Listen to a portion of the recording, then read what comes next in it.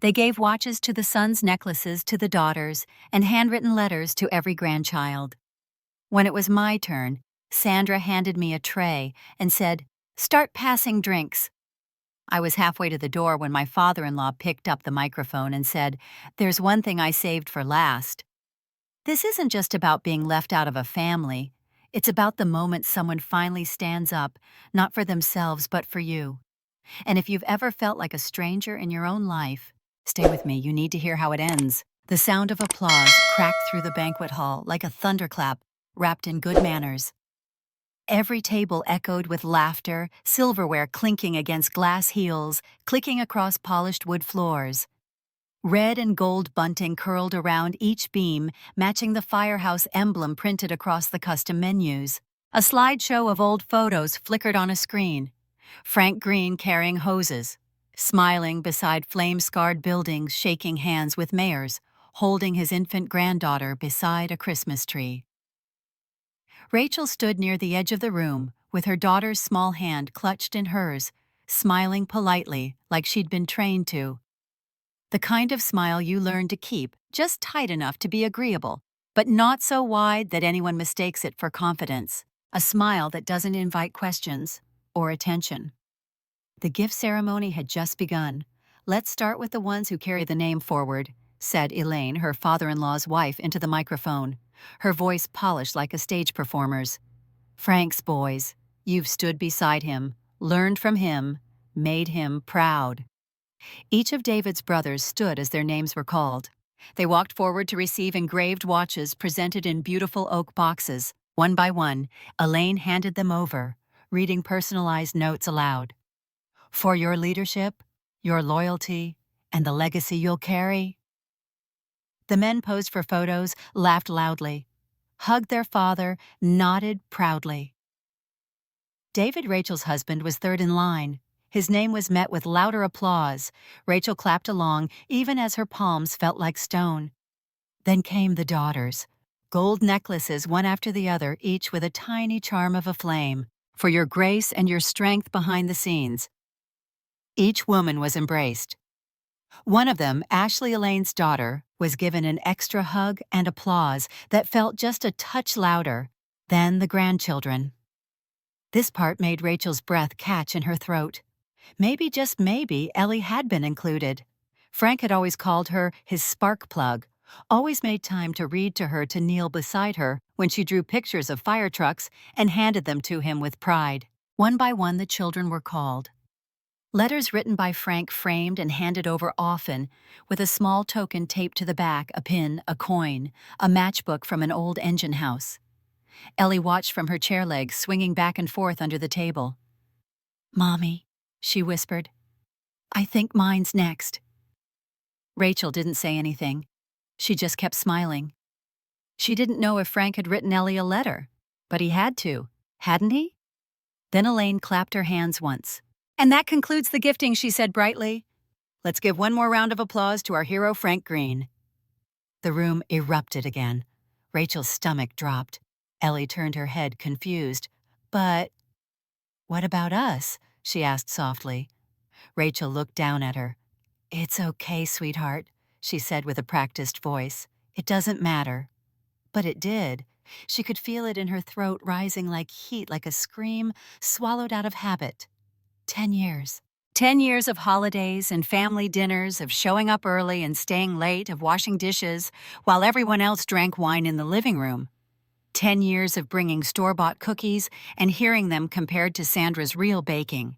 10 years of sitting beside David while he recounted family stories that never included her. She was always there, but never really seen. And now she wasn't even forgotten. She had been excluded on purpose. Elaine descended from the stage. Her smile had shifted.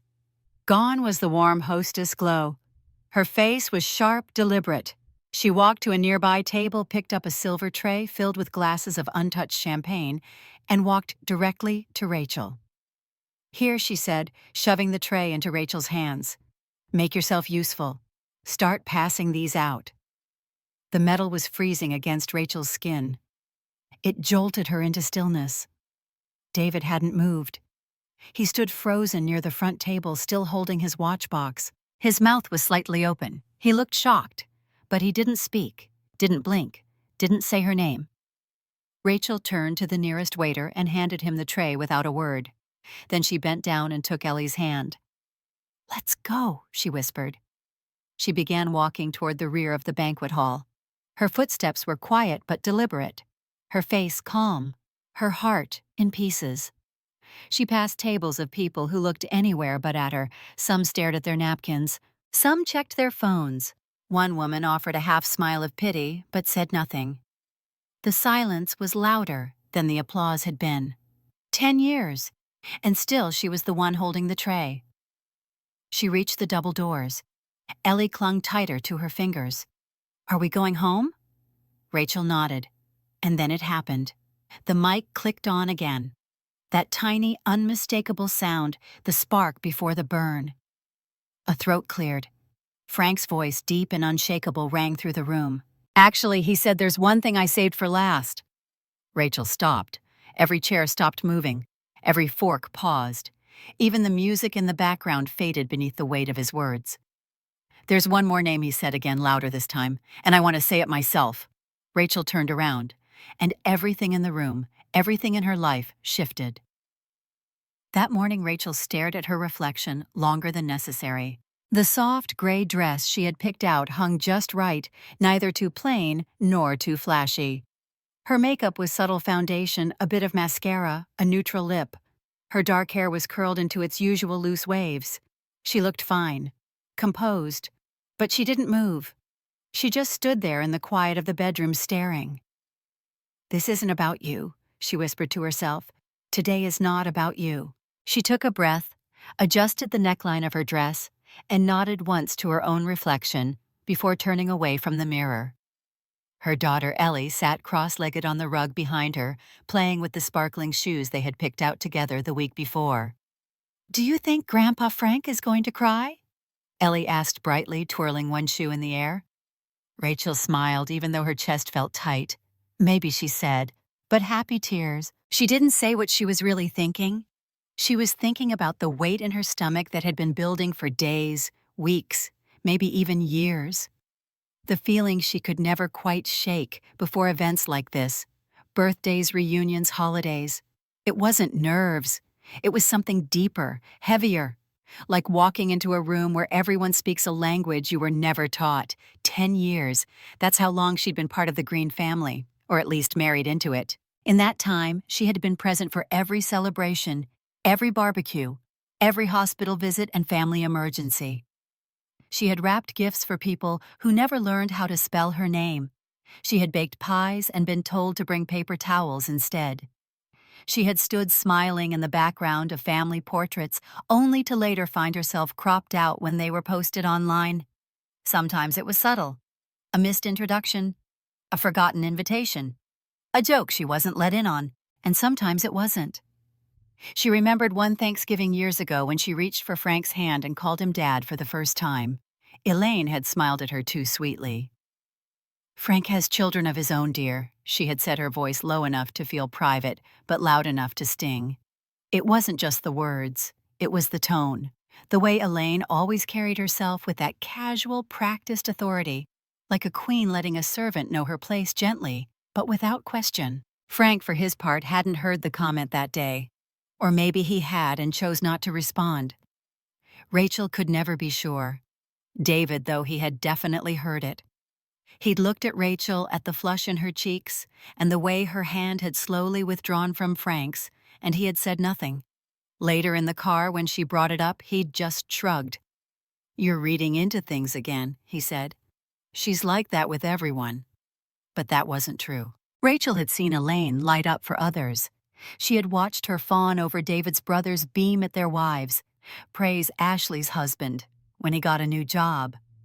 She hugged them tight, posted about them, gushed in group texts. Her disinterest wasn't general, it was pointed. It was personal. And David didn't want to see it. Rachel had learned not to push. Every time she brought something up, he'd find a way to minimize it. "She doesn't mean anything by it. Just let it go. Don't start something." So she stopped starting things.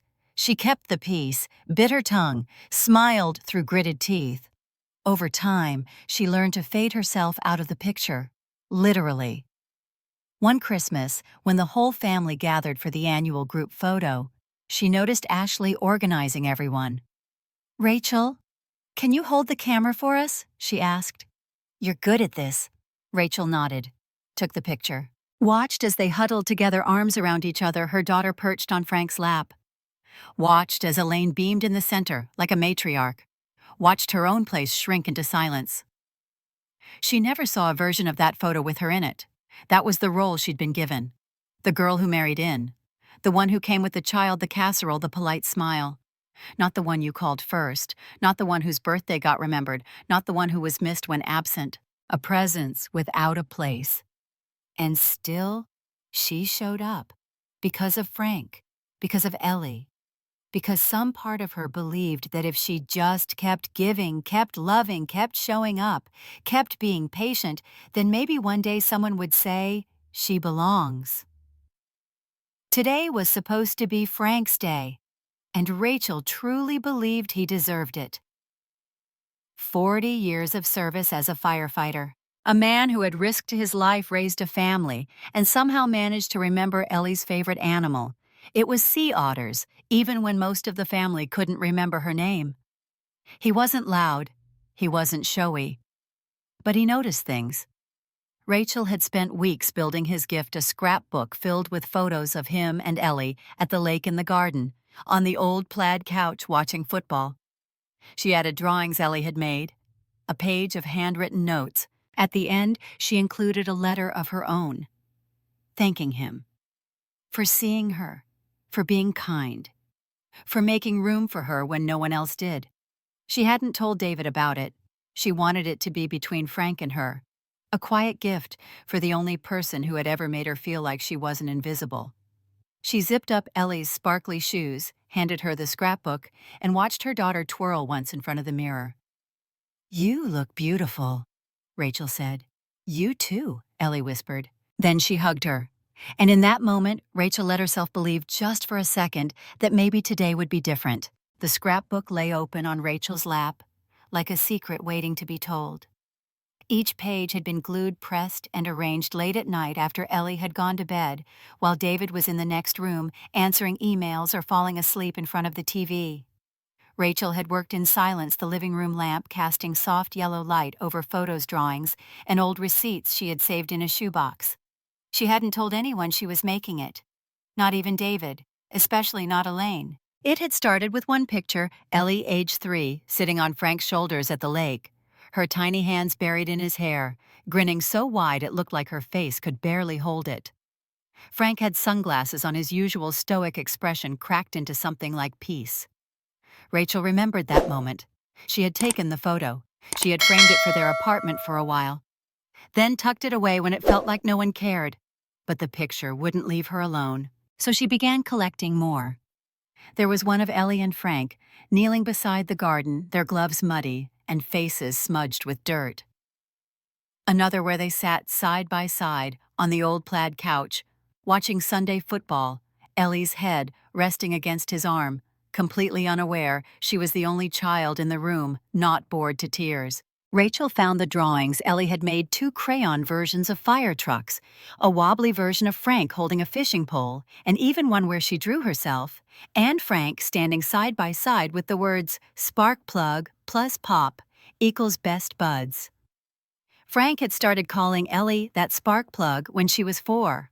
Rachel remembered the first time he said it, lifting Ellie up after she'd tackled him in the backyard. "You're a little spark plug, aren't you?" he'd chuckled. And it stuck. No one else called her that.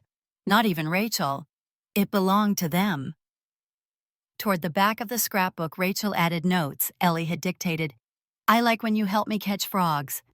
I like when we eat chips and watch the dog show. I like your quiet voice.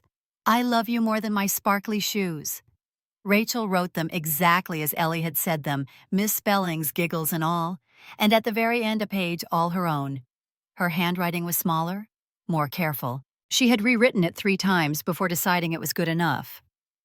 In it, she thanked Frank for remembering her birthday when no one else did, For fixing the leaky faucet in their first apartment when David kept putting it off. For calling to check in after her mother passed when everyone else sent a single text or said nothing at all. For calling Ellie my girl. For never making her feel like a guest. You never said you loved me, not out loud. But you never had to, she had written. You made space for me. And in this family, that means more than love. Now, days later, she zipped the scrapbook carefully into a canvas bag and placed it by the door. She didn't know if he would like it, but she hoped he would understand it. Do you think Grandpa will cry?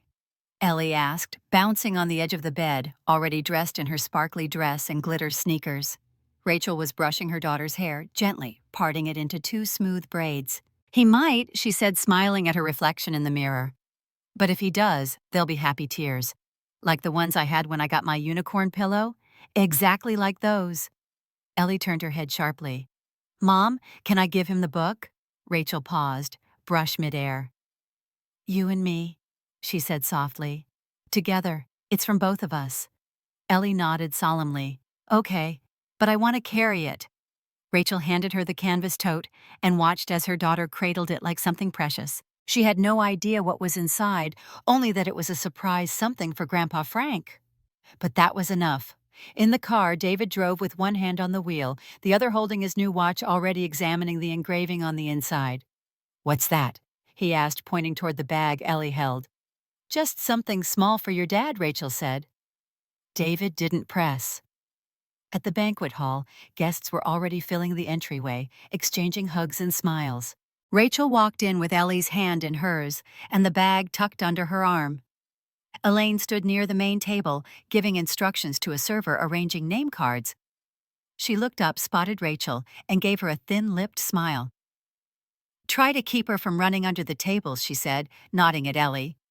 We just had the carpets cleaned. Rachel didn't answer. She crouched to whisper to Ellie instead. Let's stick together, okay? They found their seats toward the middle of the room, not in the front, not quite in the back. Somewhere in between where Rachel always seemed to land. The not-quite family seats. As the hall filled with guests and chatter, Rachel watched Frank at the head table. He looked tired, but content. Elaine stood at his side, shaking hands and taking credit. Rachel wondered if he had received the book yet. She had asked David to give it to him earlier that day. David had said he would, but Frank gave no sign he'd read it, and somehow that made her nervous. Later, as the lights dimmed and the slideshow began, Rachel glanced at Ellie. Her daughter sat upright, face glowing and the flickering light eyes wide every time she saw her grandfather on screen. Rachel reached for her hand. This was why she made the book. Not for applause, not for attention. Just to capture the quiet love between a little girl and the only person in the Green family who ever saw Rachel, not as an addition, but as someone who had always been there. Not a guest, not a shadow, but a thread. The banquet hall buzzed with energy. Voices bounced off the walls, a dozen conversations rising and overlapping like waves. Plates clattered gently. Wine glasses clinked. Someone laughed from deep in their chest. At the entrance, a line formed for photos in front of a gold and red backdrop decorated with firehouse crests and the words, "Celebrating 40 years of courage. Chief Frank Green." Rachel stood just inside the doorway, Ellie's hand tucked tightly in hers, scanning for their table. It didn't matter how early they arrived, she always felt late. Around them, everyone seemed to know exactly where to go. David's brothers greeted each other with backslaps and inside jokes. His sisters squealed and air-kissed. Elaine hovered near the center of the room like a political candidate, shaking hands, checking off names, adjusting centerpieces without missing a beat. Her lipstick was flawless. Her heels clicked with confidence. She moved like someone who had never had to wonder if she belonged. Rachel, meanwhile, stood waiting, always waiting for someone to notice her. "Keep her from touching the tablecloths, will you?" Elaine said, breezing past them. She didn't stop, didn't look Rachel in the eye, just pointed vaguely at Ellie, who was doing nothing more than standing quietly beside her mother. "I'll try," Rachel replied softly, but Elaine was already gone. Ellie looked up. "Did I do something wrong?" "No, sweetheart," Rachel said. "Not at all."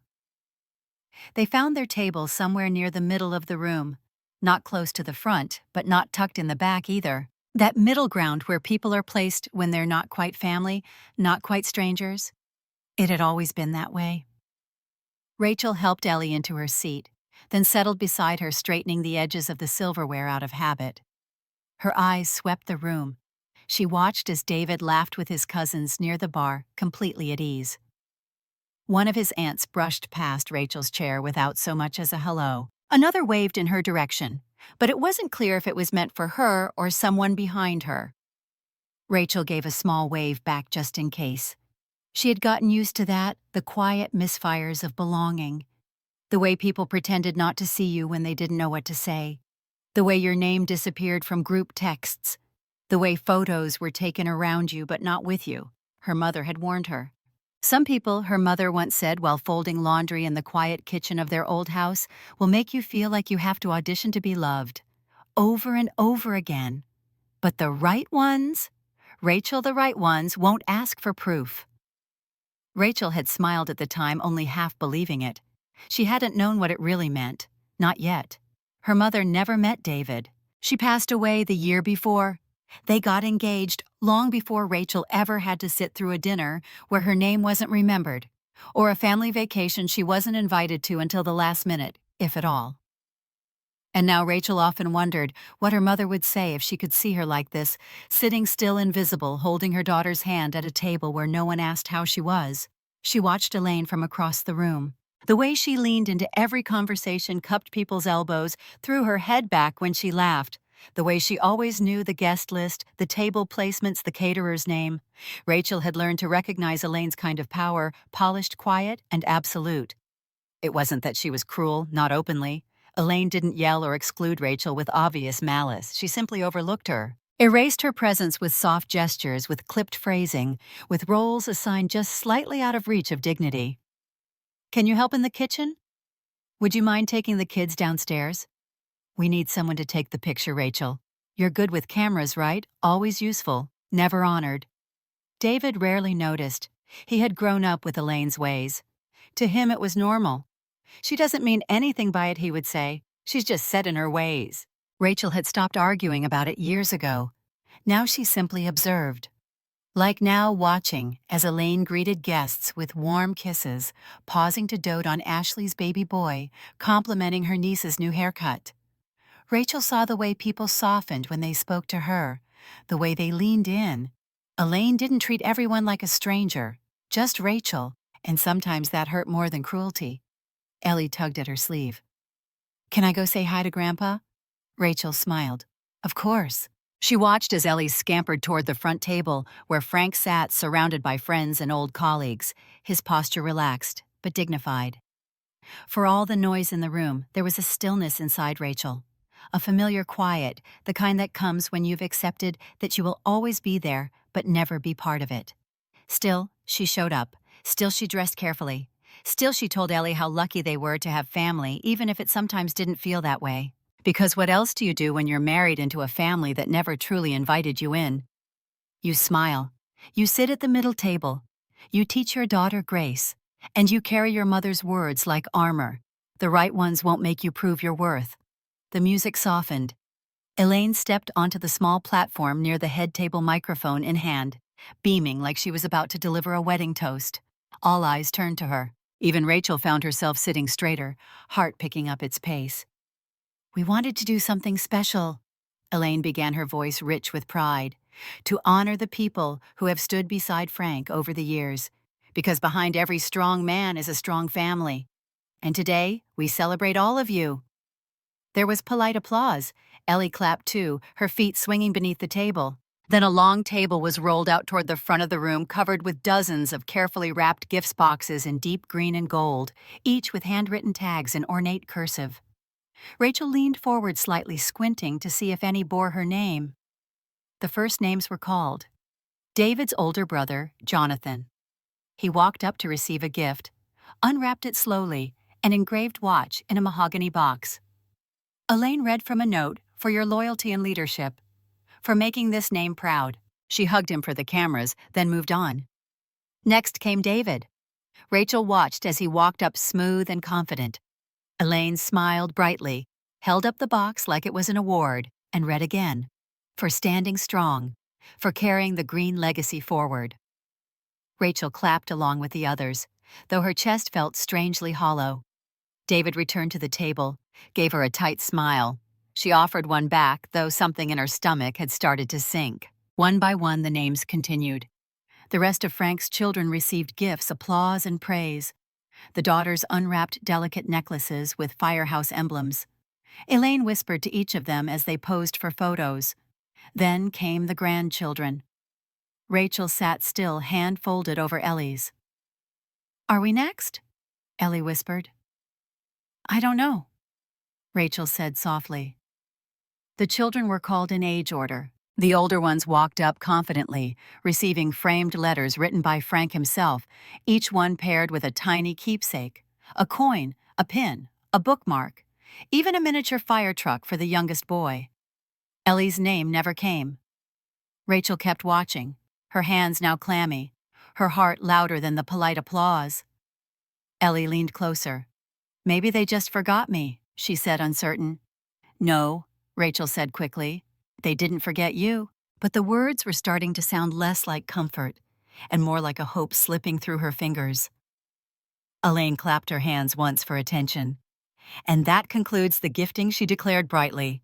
"Let's give one more big round of applause to our hero, Frank Green." The room erupted with cheer. Chairs scooted back. People began to rise for hugs, handshakes, photos. Rachel didn't move. Ellie looked up, her brows furrowed.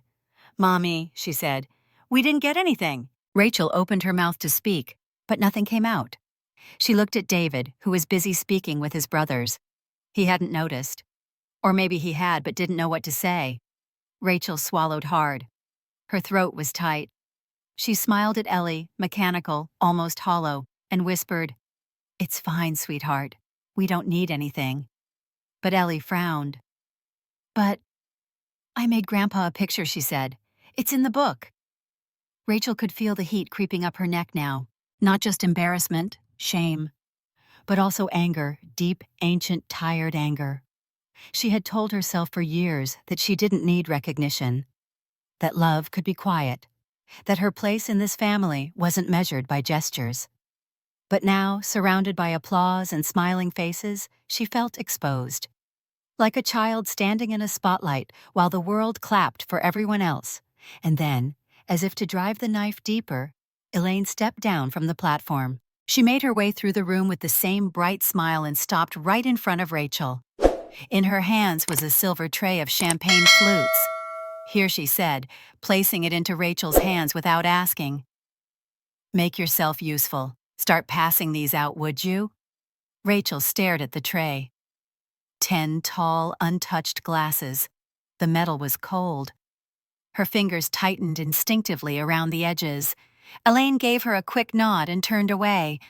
Rachel looked around the room. Not a single person stepped in. No one protested. No one said, "Wait, did you forget someone?" Not even David. He stood nearby talking with his cousin, his watch now clasped on his wrist. His eyes darted toward her just for a second, and then away again. Rachel didn't speak. She simply handed the tray to a nearby waiter, turned to Ellie, and gently took her hand. "Let's go," she whispered. Ellie blinked confused. "But we didn't." "We're going," Rachel said again, her voice soft but firm. She smoothed her dress and began walking toward the exit. Her heels clicked against the tile, each step louder than the last. Conversations around her carried on. No one stopped her. No one reached out. 10 years. 10 years of being polite, helpful, invisible. She thought if she gave enough her time, her effort, her heart, someone would eventually see her. But in that moment, she understood something: they didn't forget her. They just never planned to include her. The clink of her heels against the banquet hall floor was the only sound Rachel could hear as she walked toward the doors with Ellie's hand in hers. Behind her, conversations had resumed, music swelling back into the air, champagne glasses clinking like wind chimes. She kept her eyes forward, jaw clenched. They were almost at the exit. Then it happened. The soft click of a microphone turning on. It was subtle, barely audible over the hum of the crowd. But Rachel heard it. So did Ellie. They both stopped. A throat cleared. Then Frank's voice cut through the air. Calm. Steady. Clear. Actually, he said, there's one thing I saved for last. Rachel froze. The chatter died down like someone had dimmed a switch. Slowly, heads began to turn. Some people paused mid-sip. Some looked toward the stage. Some just waited to see who was being called. Rachel didn't turn. She felt Ellie's tiny fingers squeeze her hand. Mommy, the girl whispered, tugging gently. I think he means us. Frank spoke again, louder this time. There's one more person I need to thank today, and I'd like to do that now if you'll all give me a minute. Rachel turned. He was standing alone at the front of the room, shoulders squared beneath his navy blazer, the microphone held in one hand. In his other hand was a small velvet box. Tucked under his arm, she could see the edges of something familiar. The scrapbook. Rachel's breath caught in her throat. Rachel, Frank said, would you mind coming up here for a moment? A hush settled across the room. Rachel didn't move. Ellie looked up at her. I'll go with you, she whispered, as if sensing the weight pressing down on her mother's chest. They walked together hand in hand, each step echoing in the quiet. Rachel didn't look at the tables, didn't meet Elaine's stare. She focused on the man ahead of her, the only one in the room who had ever made her feel like she mattered. When they reached the front, Frank knelt briefly in front of Ellie. Hi there, Sparkplug, he said, smiling. Would you stand with me while I talk to the grown-ups? Ellie nodded solemnly. Frank stood and faced the room. The mic trembled slightly in his hand, but his voice didn't waver. I've spent my life around people who think loyalty and love are defined by blood. But that's not what I've learned. He paused. I've learned that family is made up of the people who show up, the ones who stay when it's hard, the ones who love without needing credit. And today I want to talk about someone who's done that for 10 years without asking for a single thing in return. Rachel felt her throat tighten. Her hands trembled. When David brought Rachel home, Frank continued, I'll admit I wasn't sure what to think. She was quiet, a little too polite, but I watched her. I watched how she took care of my son, how she raised their daughter, how she showed up again and again for every birthday, every barbecue, every crisis. She cleaned up after people who didn't thank her. She remembered the names of everyone's kids. She took the photo, but she was never in the picture. Frank lifted the scrapbook from under his arm and held it up for everyone to see. She gave me this today, he said. It's full of drawings, letters, and memories I had forgotten I even lived. She made this not for applause, not for acknowledgement, but because she thought I'd like it. He opened the velvet box in his hand. Inside was a delicate gold ring set with a single emerald. The metal was worn, clearly old, carefully kept. This belonged to my mother, he said. She wore it until the day she died. Before she passed, she asked me to give it to someone who reminded me of her, not in appearance but in spirit. He turned to Rachel. My mother was a quiet woman, but she saw people. She made space for others when no one else would. She loved without pretense and without pride. And I've seen those same things in you. He held the box toward her. Rachel, you are my family, not because of your marriage to my son, not because of your child, but because of your heart, your presence, your unwavering love. He stepped closer, lowering his voice just enough that only she could hear the next words. And if anyone in this room has failed to see that before today, I want them to see it now. Rachel's hands shook as she reached for the box. She looked up into Frank's eyes and saw no pity, only truth. A truth that had waited a decade to be spoken aloud. She took the ring. The room was still silent. Some people looked shocked. Some exchanged glances. David had risen to his feet, his expression unreadable. Elaine's face was stone. Rachel didn't look at her. She didn't need to anymore. In her palm was a symbol not of status or inheritance, but of being seen, truly seen. And that was everything. Rachel didn't cry. She thought she might. For years she had imagined what it would feel like to be seen like this, to be named, called, forward, held up in front of the very people who had so often overlooked her. But instead of tears, there was stillness, a quiet that settled inside her chest like the hush before rain. She looked down at the ring in her palm. It felt heavier than it looked. Not just gold and emerald, but layered with years of silence effort and invisible service. A weight she had carried alone now, finally acknowledged in a single unshakable moment. Behind her, the room began to stir again. Chairs shifted. Someone cleared their throat. A handful of people began to clap tentatively at first, then slowly gaining confidence like they weren't sure if this part was supposed to be part of the show. Rachel turned slightly enough to see Ellie smiling up at her, proud and certain, as if she had known this ending all along. But before anyone else could speak, Sandra stood. Elaine. Her expression was unreadable, caught somewhere between disbelief and indignation. Her mouth opened as if to reclaim the stage. But Frank didn't even look at her. He simply raised one hand calmly, authoritatively. "We're not doing this today," he said, his voice steady, amplified by the microphone.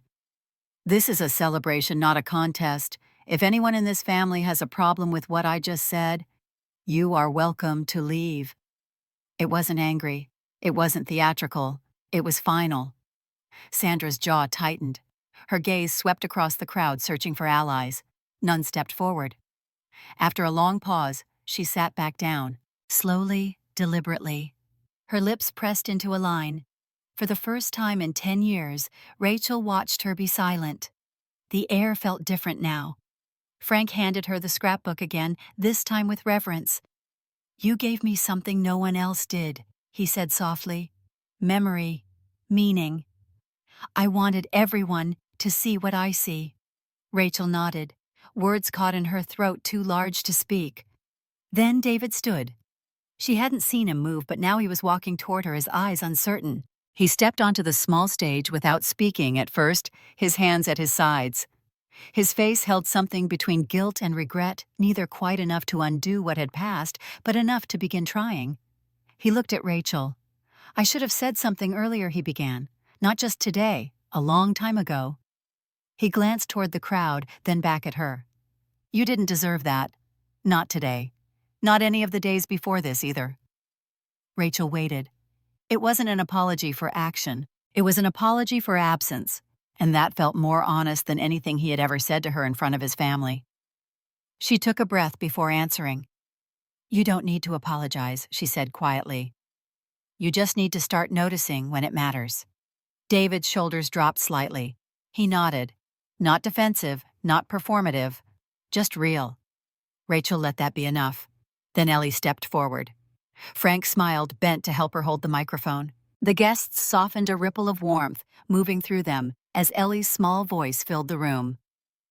"My mommy made the book," she said, gripping it like a trophy.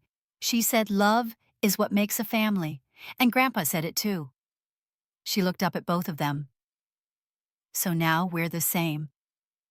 A hush fell again this time, softer, warmer. Some people smiled. A few clapped. One of David's brothers wiped his eye. Frank chuckled, then kissed Ellie gently on the head. "I think that's a perfect way to end the speeches," he said. The audience began to move again. Chairs pushed back, music started, conversations resumed. But something had shifted. People began approaching Rachel. A cousin she barely knew offered a handshake and said, "That was long overdue." One of David's sisters gave her a hug, whispering, "I never realized how much you were doing behind the scenes." Even the caterer smiled at her and said, "That was brave, really brave." Sandra kept her distance. She busied herself near the gift table, nodding at guests, smiling too widely. But she didn't come near Rachel again. And for once, Rachel didn't care. For the rest of the afternoon, she stayed close to Ellie and Frank. They took photos together, laughed, talked about fishing and Ellie's favorite dog breeds. At one point, Frank sat down in a quiet corner with the scrapbook and flipped through it again, slower this time. He ran his fingers over the drawings like they were something sacred. Before they left, Frank pulled Rachel aside. "You've been part of this family for years," he said. "But today I made sure no one could question it again." Rachel met his eyes. "Thank you," she said, her voice soft but steady. He smiled. "You didn't need my permission. You already earned your place. I just wanted them to know what I know." Outside, the evening sun was still warm. The sky painted soft pinks and pale gold across the horizon. Rachel glanced down at the ring on her hand. It didn't sparkle much. It wasn't flashy. But it felt right. like it had always been waiting for her. That night, long after the music faded and the last of the chairs had been stacked, Rachel sat alone on the edge of her bed, the small gold ring still on her finger. She turned it slowly thumb to forefinger, watching how the dim bedroom light caught the soft glint of the emerald. It wasn't dazzling. It didn't shine like something brand new. But it was beautiful in a different way. Earned, kept, held. It wasn't about the ring itself. It was what it carried. A promise that she no longer had to prove her worth in spaces that tried to shrink her. A declaration that for once, someone had looked straight at her and named her, and that somehow made everything quieter. Ellie had gone to bed hours earlier, still glowing from the evening. Rachel had tucked her in, gently listening as her daughter retold every moment to her stuffed animals, as though it were the best day of her life. To Ellie it probably was. She didn't carry the old wounds Rachel did. She hadn't seen the 100 invisible cuts from years of dismissal. All she saw tonight was her mother being loved out loud. That was enough. Rachel looked down again at the ring. Then, without thinking too much, she reached into the nightstand drawer and pulled out a small notepad, the kind she used to make grocery lists and reminders for Ellie's school projects. She clicked a pen, sat cross-legged, and began to write. Dear me, 10 years ago, you're not crazy, and you're not too sensitive. It will take you years to believe that. But it's true. The way they forget your name.